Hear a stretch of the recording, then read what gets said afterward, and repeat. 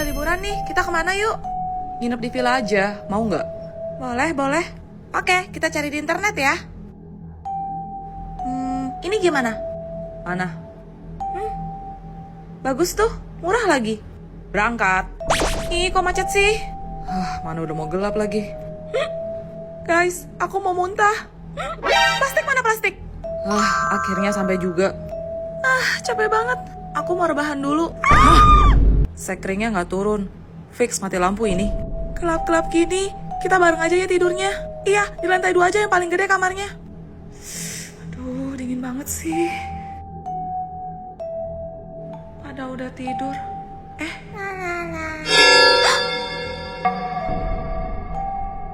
Yang ini mayam. Yang ini juga mayam. Jangan kesini. Yang ini mayat. Zoe, kamu kenapa? Tadi ada anak cewek di jendela situ.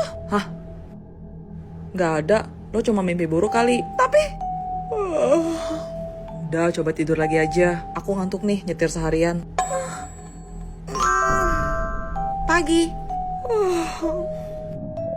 Laper nih, kita cari sarapan yuk. Yuk. Ada nasi uduk tuh. Mau berapa bungkus, Dek? 3, Bu. Kalian pasti orang kota kan? Logatnya beda. Iya, Bu. Kita dari Jakarta. Oh, tinggal di mana? Di villa, Kak. Kalian tidak takut apa?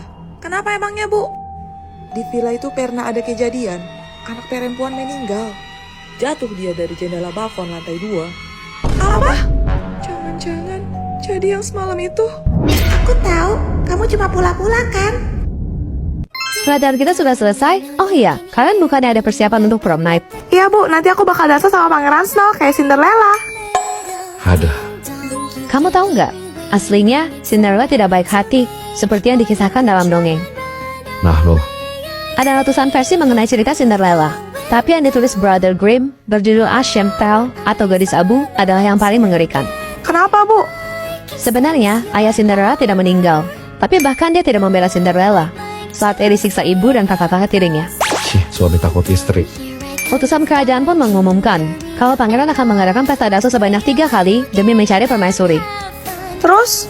Lalu sosok ibu peri tidak pernah ada. Melainkan pohon ajaiblah yang membantu Cinderella dengan memberikan 3 buah gaun lengkap beserta sepatunya untuk ia pakai ke istana. Seperti yang kita tahu, Cinderella harus pulang sebelum jam 12 malam. Kalau tidak, sihirnya akan menghilang. Jadi pangeran berusaha keras untuk menangkap Cinderella dengan berbagai cara. Mulai dari memberikan jejak lumpur, sampai meletakkan sebahan aspal. Tapi walaupun Cinderella terjebak, ia mengalahkan 11 sepatunya dan tetap berhasil kabur. Iya. Berbekal sepatu itulah, pangeran mencari keberadaan Cinderella dengan mencocokkan pada seluruh kaki perempuan yang ada di negerinya. Ribet ya. Saat rombongan pangeran sampai ke rumah Cinderella, ternyata ibu tirinya yang licik sudah memerintahkan putri pertamanya untuk memotong jari kakinya, sedangkan putri kedua untuk memotong tumitnya, supaya ukuran kaki mereka bisa pas dan masuk ke dalam sepatu. Cinderella yang melihat kecurangan itu, lalu mengeluarkan pasangan sepatunya yang lain. Pangeran pun sontak mengenali Cinderella, dan memutuskan untuk menjadikan Cinderella sebagai istri. Bagus dong. Tapi tiba-tiba datang sekumpulan merpati yang mematuk mata kedua kakak tirinya hingga mereka buta. Kemudian Cinderella mengajukan syarat pada pangeran untuk menghabisi ibu tirinya di hari pernikahan mereka. Astaga, kok ceritanya jadi gelap banget? Bocan. Tuan Snow, siang ini jadwal Anda survei rumah yang baru saja Anda beli untuk kejutan ulang tahun Nyonya Juliet. Segera siapkan mobil saya. Tuan akan menyetir sendiri?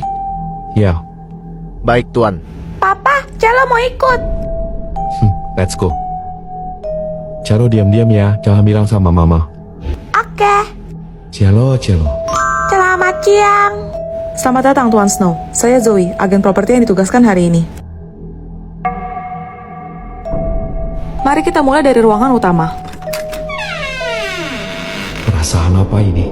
Hawanya lembab banget ya. Iya, maklum Tuan, udah lama nggak ditempatin. Papa dengar gak? Ada dede bayi nangis. Gak ada suara apa-apa. Mari Tuan, kita ke lantai atas. Kenapa Celo? Tadi ada tante masuk ke sana. Kok nggak bisa dibuka? Maaf Tuan, tapi kunci kamar ini hilang. mencurigakan. Pa, Cello aus. Yuk kita cari minum. Bu, beli. Kau pemilik baru rumah di ujung itu ya? Iya bu. Haiya, kenapa kau beli? Kau tidak cari tahu dulu apa? Emangnya kenapa bu? Rumah itu dulunya bekas praktek bidan aborsi. Apa? Aska, cepat ke sini. Anda memanggil saya, Tuan? Tolong bantu saya dobrak pintu kamar ini. Baik. Tempat apa ini? Kenapa menyengat sekali baunya? Astaga.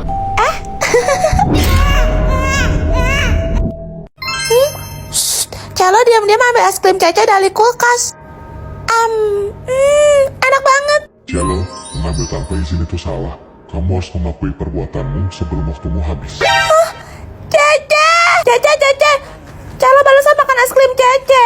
Hah? Habis? Cello, kamu tahu nggak? Caca tuh nabung seminggu buat beli ini. Rian, sebenarnya Cello itu bukan anak kandung kamu. Jadi kamu selingkuh dari aku? Tega kamu, Leslie.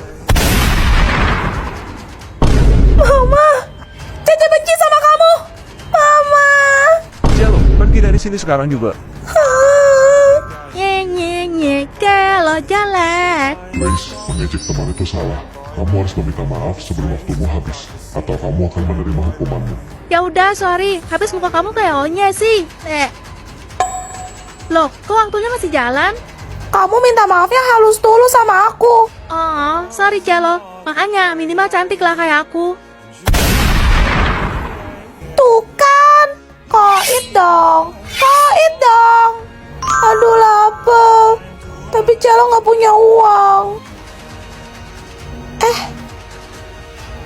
Wah, banyak banget. Cello ambil selembar deh. Om. Kenapa dek? Om, dompetnya jatuh nih. Makasih ya. Yeay. Cello, mencuri uang orang lain itu salah. Segera kembalikan kepada pemiliknya, atau kamu akan menerima hukuman. Om, tunggu Om. Maaf ya Om, ini uang Om. Ternyata kamu anak yang baik. Kalau begitu, Om akan kasih kamu hadiah. Wah, saldo Cello infinity. Makasih Om. Sama-sama. Suara ini. Juliet, ntar malam ada pesta, lo mau ikut gak? Pernah dengar cerita Naura Altakaka gak? Enggak. Jadi, Naura Altakaka adalah seorang penyanyi asal Kuwait yang terkenal pada masanya. Dia punya band yang biasanya ngisi acara pesta kayak hajatan atau nikahan. Hah? Suatu hari ada ibu-ibu nelpon ngundang Naura sama bandnya buat tampil di acara nikahan anaknya. Ditanya dong jam berapa, dijawab sama si ibu jam 10 malam. Buset, malam amat. Awalnya si Naura juga ragu, tapi ibunya bilang berapapun bayarannya akan kami sanggupi. Wah, lo punya duit, lo punya kuasa. Di hari H, berangkatlah Naura sama timnya. Pas nyampe lokasi, mereka bingung. Kok muka para tamu undangannya pada pucet-pucet semua? Loh, kalau kondangan kan biasanya dandan menor. Yang anehnya lagi, mempelai prianya pakai baju yang kuno banget. Sedangkan pengantin wanitanya malah pakai serba hitam gitu. Waduh, Tapi ya udahlah, Naura dan bandnya naik ke atas panggung. Baru aja Naura mulai nyanyi, semua orang di tempat itu menari serempak. buset. Waktu itu jam 12, di mana seharusnya jadwal show Naura sudah selesai. Tapi semua orang di tempat itu seperti tidak bisa berhenti menari. Kok nggak capek? Pas mau pamit sama yang punya hajatan, malah nggak dikasih. Justru Naura disuruh lanjutin dengan bayaran 2 kali lipat. Sultan memang beda. Karena ngerasa nanggung, ya udah mereka gas aja lagi. Tapi baru berapa menit Naura nyanyi, tiba-tiba listriknya mati. Dan salah satu personil band Naura yang namanya Siam itu ngeliat kalau kaki para tamu undangan yang hadir di sana itu kayak kaki kambing. Hah? Gak pakai mikir, Naura sama bandnya kabur secepat-cepatnya. Ditinggalin peralatan mereka gitu aja. Pas udah keluar dari area itu, Naura nengok ke belakang. Dan ternyata, rumah yang terlihat megah itu hanyalah rumah kosong yang udah tua dan lapuk. Terus tadi yang mereka hibur siapa? Kalau kau suka hati tepuk tangan. Ih, males kayak anak kecil aja. Grace, Anak-anak, tiap kalian mendengar lagu itu, kalian harus melakukan apa yang diperintahkan. Kalau kalian nggak mau, koit dong. Koit dong. baik Pak. Juliet, titip ya, aku mau ke toilet dulu. Oke. Kalau kau suka hati Luna. Tapi, Orang gila mana berani bikin Luna sampai begini? Kalau kau suka hati tuduh Tifa. Tadi gue liat Tifa sama Luna di aula. Jadi inilah Tifa. Awas saja. Juliet, lo cantik deh. Mau gak jadi selingkuhan gue? Kalau kau suka hati geleng-geleng. Kalau kau suka hati bilang bodoh. Bodoh. Lagu apaan sih? Atur-natur. Kalau kau suka hati tersenyumlah. Enggak, orang gue lagi sedih pacar gue. Koit dong. Koit dong. Kalau kau suka hati tertawalah. Kalau kau suka hati mengakulah. Semoga neraka mau menerima kalian. Tifa, tuh yang berani deketin Pasno. Kalau kau suka hati... Enggak, aku nggak mau. Fiat Askah, urus dia. Oke. Luna, tolong. Maaf Juliet, aku terpaksa. Ayo dong, senyum ke kamera. Gak mau. Kalau kau suka hati sorak hore, hore.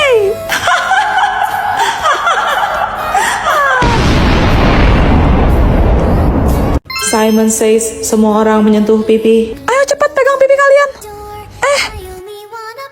Semua orang tersenyum. Sekarang tersenyum ya. Jangan, dia nggak bilang Simon says. Snow.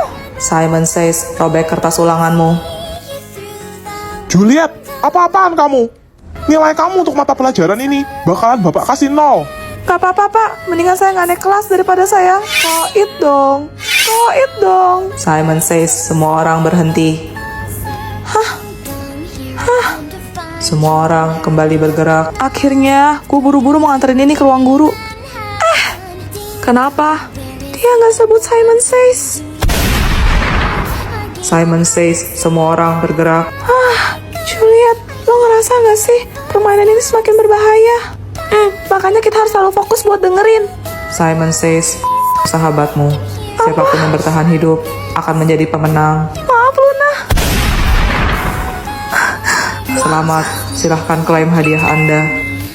Satu permintaan. Aku mohon hidupkan kembali Snow. Juliet,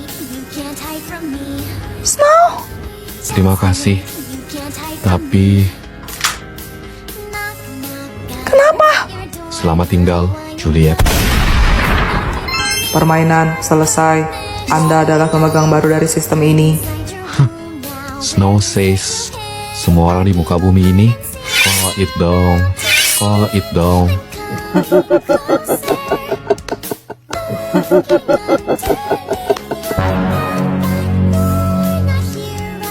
Seperti biasa tiap malam Jumat gue bakal ngundang tamu ke studio buat ceritain pengalaman horor mereka. Selamat malam Zoe. Malam, Ce. Silahkan. Kejadian ini aku alami bersama teman-temanku beberapa tahun yang lalu. Waktu itu kita menginap di villa yang kita sewa secara acak. Wah, liburan ya? Iya, kita bertiga berangkat pagi, jadi nyampe di puncak tuh cuma 2 jaman aja. Kita taruh tas di villa, habis itu kita jalan-jalan. Malamnya baru kita balik buat istirahat. Seru banget ya pastinya. Tapi baru aja aku rebahan, tiba-tiba mati lampu, Ce. Waduh. Karena pada ketakutan, kita mutusin buat tidur sekamar di lantai 2. Iya. Malam itu aku kebangun, gak tahu jam berapa. Tapi pas buka mata, aku langsung kaku. Karena aku ngeliat anak perempuan lagi main horden di jendela balkon. Serius? Tiba-tiba anak itu nengok ke arah aku. Aku langsung cepet-cepet tutup mata pura-pura tidur. Sama-sama aku denger. Yang ini mayam. Tapi suara itu bergeser kian dekat. Yang ini mayam. Terus aku ngerasa hembusan angin dingin di muka aku. Gak berapa lama ada suara. Yang ini mayat.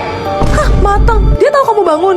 Aku cuma bisa teriak sampai teman-teman sampai aku bangun nanya aku kenapa. Hah? Aku ceritain lah. Tapi mereka bilang mungkin aku cuma mimpi buruk. Terus aku disuruh tidur lagi. Astaga. Besok paginya kita turun buat cari sarapan. Terus ibu yang jaga warung nanya, kalian nginep di mana? Temanku jawab, kita nginep di villa Kak. Terus? Muka ibunya langsung berubah pucet. Terus dia bilang, kok kalian berani sih nginep di sana? Katanya dulu di villa itu pernah ada tragedi. Anak perempuan jatuh dari jendela balkon lantai 2. Dan arwahnya masih gentayangan di sana sampai sekarang. Hah? Jadi jangan bilang yang kemarin. Itu bukan mimpi, Ce. Aku tahu loh. Kakak cuma pula-pula bobo